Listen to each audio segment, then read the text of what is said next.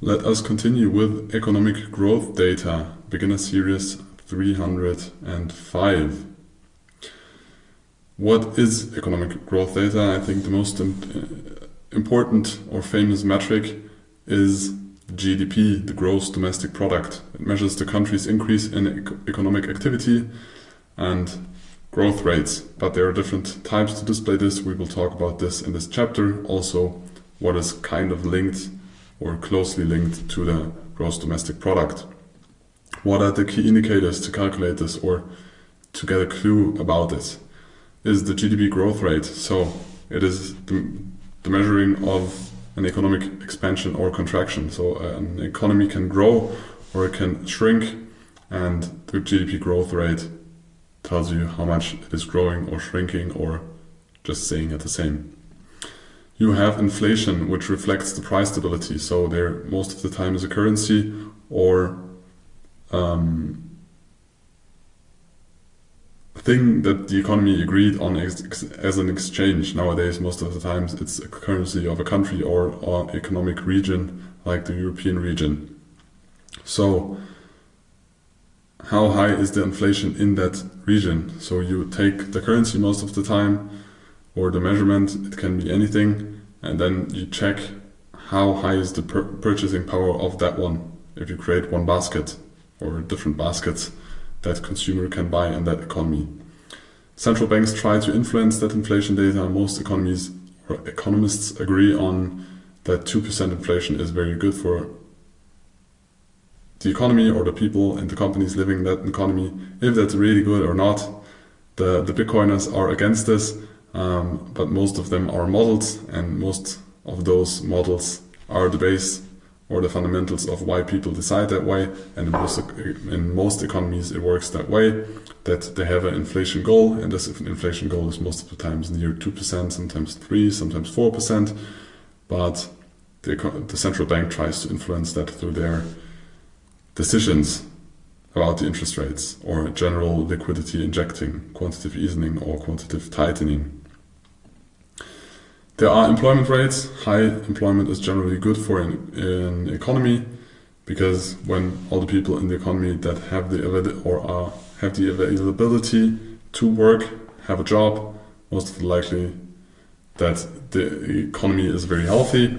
So low employment rates most of the time correlate with a strong economy. Strong economies have appreciating assets and a strong currency, because most of the time society is stable, politics is stable, financial or fiscal policy is stable as well. So investors from other countries, neighbor countries, or even in that country are willing to buy the assets in that country or the currency of the country itself. There is business sentiment, which measures the optimism or pessimism of businesses. So this is also in influencing investments. So how people plan, or people or companies plan ahead. So when they want to expand, they need to hire people before they expand, because otherwise they will have a work overload. Or if they want to create a new product and do some innovation, they also need to hire and spend and have a more riskier behavior of planning than not. So there is the business sentiment, which also has a big influence of the gross domestic product. And we have the consumer spending, which is the consumer in the economy itself. So most of the time the consumer is working, so it's part of the employment rate, but he earns money and he needs money or spends money to live. So it's also important to analyze or get information about how is the consumer thinking about its own economy, about the own politics, about his own financial situation, and is he willing to spend the money, or is he feeling unsafe and trying to save this money? Because if the economy wants to grow and everybody's just saving and not consuming, it's unlikely that the economy is going to grow. And we have the industrial production. This indicates the output, how much things are produced. Most of the times it's connected with the industrial sector. The less developed the country is, the more part of the economy most of the time is in the industrial sector. The more developed the country gets, the more or the bigger the service sector most of the times is getting. This is an example. It is an indicator, a combined indicator of the conference board. There are several of those outside, but you can see always it is about graphs. most of the time the gray background is when a recession happened. So in the early or in 2001, then of course financial crisis 2008, and we had a small recession in the beginning of COVID. But I think there also was an adaptation in the definition of what a recession really is. We'll dive into that, I think, on the next slide. But there are different indicators. You need to see what's working for you, all because it depends on where you live, what assets you trade, what time you trade, what time frame you trade, and most important, what assets do you decide to trade in the long term. But all of those things have an impact on your asset, and you should know about them. You don't need to study them, you don't need to understand them 100%, but you need to know that they are there, and you need to think about if it has a big influence on your trading decisions or the assets you trade. Let us continue with the next. What's the relevance for you as a trader? Economic growth data influences market sentiment. Always. It influences how companies behave, how consumers behave, how are the politics, and how much liquidity there is in the market. So growth data often leads to bullish markets, so bullish stocks or indices or stocks or assets in general, also real estate in that country, while weak data indicates downturns, which is more risk aversion for investors and should be also more risk aversion for you as a trader. GDP and other growth data impacts central banks. They don't gamble every morning, say, oh, now we raise interest rates and now we reduce them or lower them. They also look at the data, and based on that data, they make their decisions. So important to know, because market liquidity is a very important thing. If you go into swing trading or long-term trading, in general, the liquidity is also for day trading relevant, because when you look at markets like the FDAX, you see different phases of liquidity. How liquid are those markets? And you want liquid markets because that means less cost for you, the market's more efficient. You can trade more size without being recognized as a market player. So you need to know it, you need to understand it. That's why we implement it here in the Basics Beginner Series. There is an example of expectations of the IMF, International Monetary Fund, about growth of different economic regions in the world. You see past growth and future growth, so kind of positive or very positive. And you should analyze this and maybe search for, when you trade currencies, for a strong economy versus a weak economy, and try to make analysis out of this. Or search for stock trading long term, maybe just on the long side, if there are strong fundamentals in an economy or in your economy where you want to trade the stocks. So you need to know about this. Let us dive a little bit deeper into the gross domestic product. Let's just shorten it to GDP. So it measures the overall economic output of a country, measured most of the time in their own currency. It represents the total value of goods and services, so physical goods but also non-physical goods, produced in a country in a single year.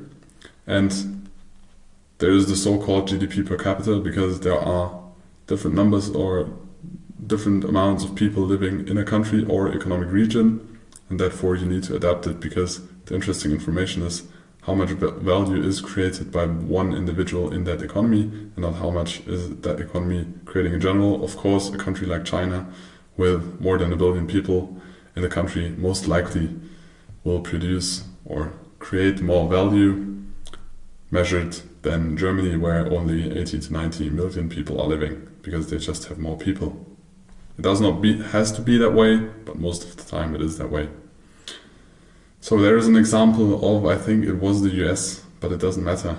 You can see those numbers on several websites. For example, I think this one is from Trading Economics. I took it.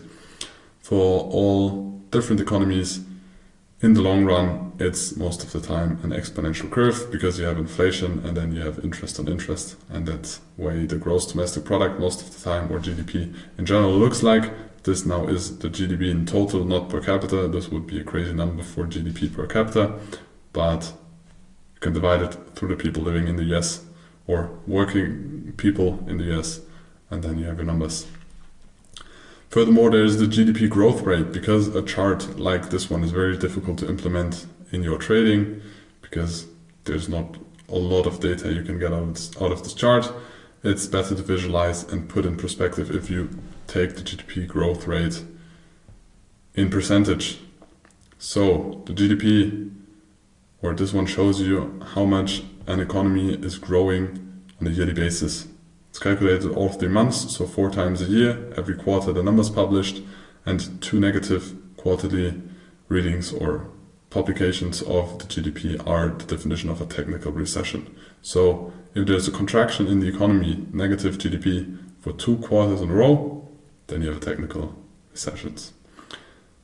This is how the data looks like, and the central banks want to impact this GDP growth or the economic cycles because they don't want spikes like this to the upside and to the downside, because this is less sustaining. They want a more constant growth. You will always have volatility, but the central banks try to reduce that volatility, that you don't have boom and bust cycles like in meme coins. You should more have a constant growth, and that's the goal of the central bank or the politics. Of course, COVID was a special situation, so you see in the beginning you had lockdowns, people needed to adapt, people have not been working, a lot of logistics have been blocked, but after that there was very strong growth because a lot of things that we're not able to do here, or problems that were popping up because of the COVID situation, have been solved here. But still the people needed to live, companies needed to produce, things needed to be transported around the globe. But the central bank is trying to minimize this boom and bust cycle, so it's more stable. But one of the best numbers is the real GDP growth. It's the most reliable GDP data because it is adjusted for inflation. You can grow when you have inflation every year, so just the value or purchasing power of the things you measure your economy in is declining. Then you have growth without, or you think you have growth without really having growth. So you adapt it for the inflation, and then you get a chart like this. Again, recessions are highlighted in gray. You should do this for every country, because when you have 2% inflation, your economy needs to grow more than 2%, otherwise your economy stayed the same size.